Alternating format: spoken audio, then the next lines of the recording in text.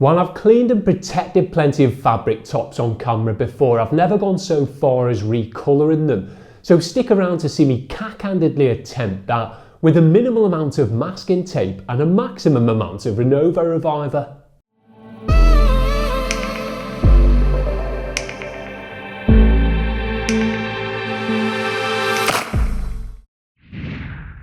So while you might recognise this unique looking Boxster Speedster from a previous video, I'd only managed to give its fabric top a quick maintenance wash in that. So following a shout from the owner regarding its worn and faded finish, which was now letting down the look of the otherwise clean car, thought I'd head back over 9 months on, this time with a triplet of soft top cleaning, recolouring and waterproofing products, which if I've used before was way back in my off-camera sponge jockey days, to see what, if anything, could be done with it.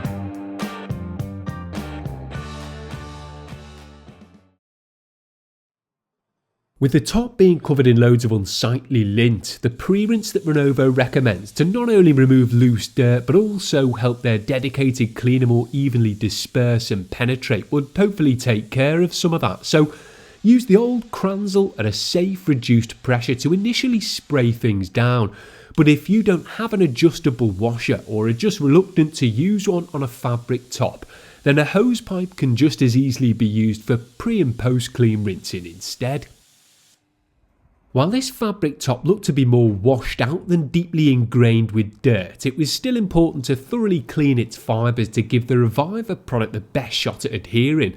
So after decanting probably half of the 1 litre bottle's worth of Ultimate Soft Top Cleaner into a plasy receptacle, as it's designed to be brushed over the surface rather than sprayed, which being a dab hand with the Bristles suited me, got to work doing just that, swiftly moving from the centre of the top out to the edges of it.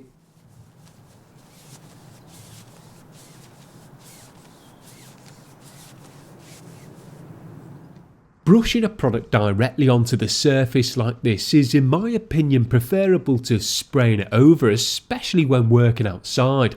But if you're slopping it on as I was here, you'll still likely get some splatter on the surrounding non-fabric parts. But this product didn't really strike me as being particularly potent, plus while it's soaked, which Renovo recommends, I would be going on to contact wash the car to ensure the body didn't subsequently let the side down, so wasn't too concerned with a bit of water-based cross-contamination so long as all parts of the top have been adequately covered with the cleaner.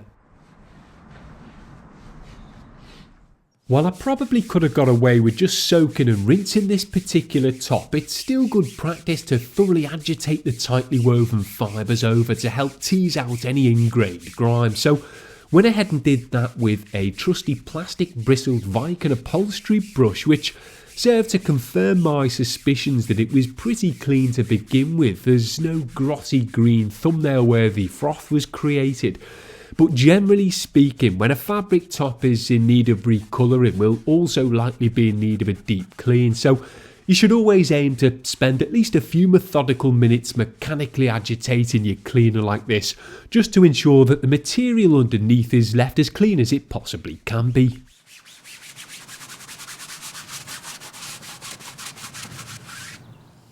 I could have just rinsed the cleaner right off here, but because Renovo states that it can be left to soak for up to 60 minutes so long as it remains wet, with the conditions being cold and mostly shady here, thought I'd leave it in situ for the 20 minutes or so that it'd take me to contact wash the body of the car, as although that wasn't particularly dirty either, you can't respectably clean and rejuvenate one part of a car on camera and pay no attention to the rest of it. So worked my way around its buggy body with a shampoo saturated microfiber wash mitt to ensure all of the panels that essentially contain the roof were free from light dirt and potentially streaky soft top splatter. before then going on to rinse everything off, starting with the fabric top itself, which had now had more than enough time to soak in cleaner, rinsing it over at low pressure multiple times until no product could be visibly seen, as chemical residue left in the fibres could jeopardise the longevity of the reviver just as much as unseen dirt could. Finishing up with the body at slightly higher pressure, but still nothing too aggressive, as this is a bit of a custom Frankenstein fabrication of a car, to ensure that was similarly free from any freshly dislodged dirt and soft top splatter and ready for a thorough contactless blow dry.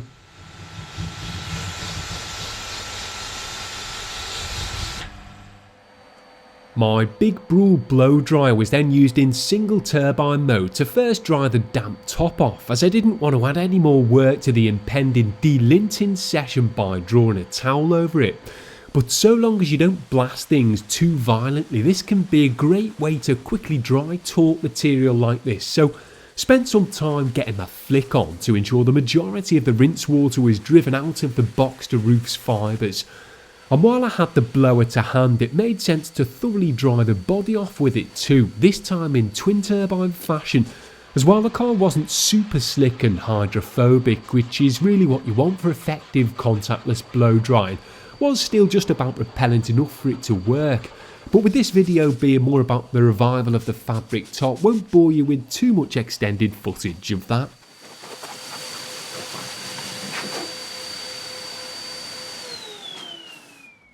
So while a dedicated clean had washed away some of the unsightly lint from the fabric, there was still a fair bit of it entwined in the fibres, and because simply painting a pigmented reviver product over it in half-arsed fashion wasn't an option, as it's essentially a form of contamination, I had to commit to removing it, so both vacuumed and hand taped the top off, which does work but can take some time, so don't expect to be fully delinted in a flash.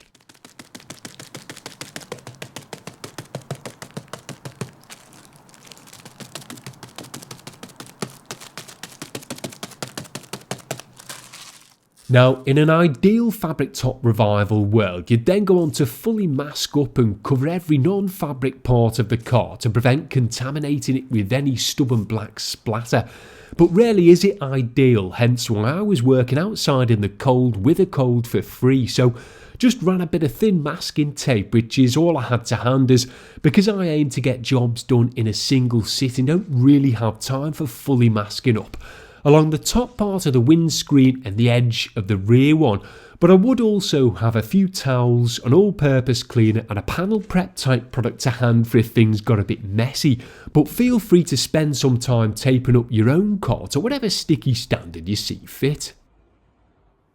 It was then finally time to get on with the reviving, so went ahead and decanted some of the black Renovo stuff into the freshly swished out receptacle before dunking in a fresh brush to get it applied. Now, aside from avoiding direct sunlight and trying to keep things as neat and tidy as possible, maintaining a nice even application should be your main focus, which, as far as I could tell here, can be achieved with either a front to back or side to side approach, but either way I'd recommend an initial test section to allow yourself to get a feel for the watery pigmented product before committing to going full steam ahead with it.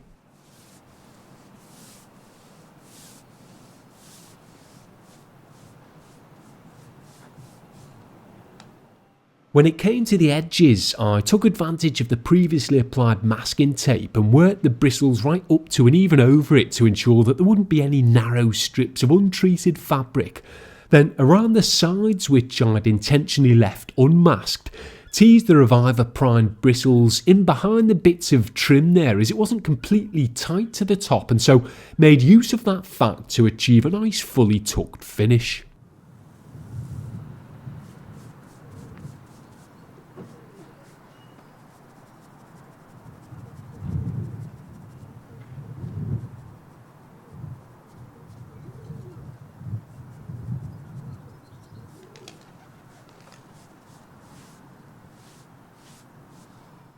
While the first coat had looked quite transformative when wet and so got me fired up for how easy it was going to be to renew things, once it had dried out a bit, was clear the faded fabric was thirsty for more, but Renovo do recommend applying at least 2 coats, which could technically mean far more than that, so took their advice and committed to slapping on a second in similar fashion while I was in the zone.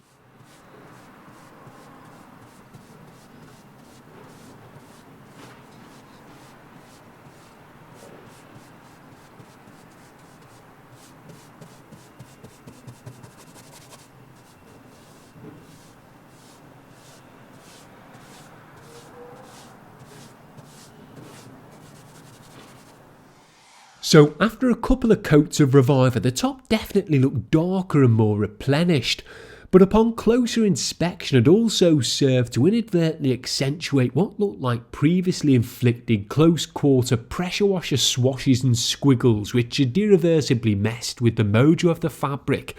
While that wasn't really the Renovo's fault, just hoped that a few additional treatments in opposing directions would help mask that to an acceptable standard, so went ahead and quickly applied and reapplied what remained of the Reviver, keeping my fingers and toes crossed that once dry things wouldn't look quite so pressure wash patchwork quilt like.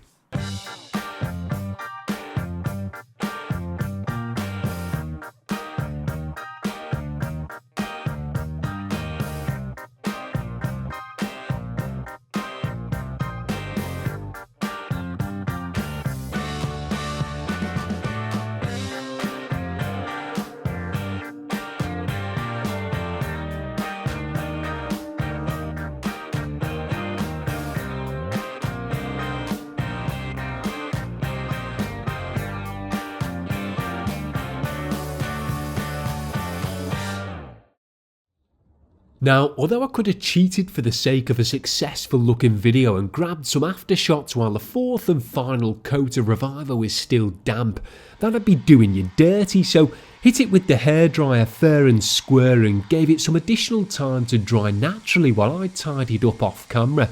And while I did have a bit of the product left over, thought if 4 generous coats didn't completely sort things out, then 5 probably wouldn't either, as you're into the law of diminishing returns territory at that point. So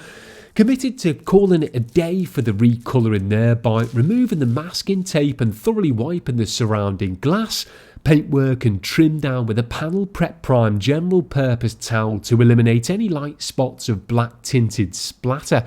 which on a fairly well kept car sporting a bit of superficial protection shouldn't be too much trouble. And while, as I said earlier, you could avoid having to do this by thoroughly covering the exterior, this is just the way I chose to go with the flow here. While going on to subsequently protect the freshly recoloured top with Renovo's Reproofer product might have added something extra to the finish.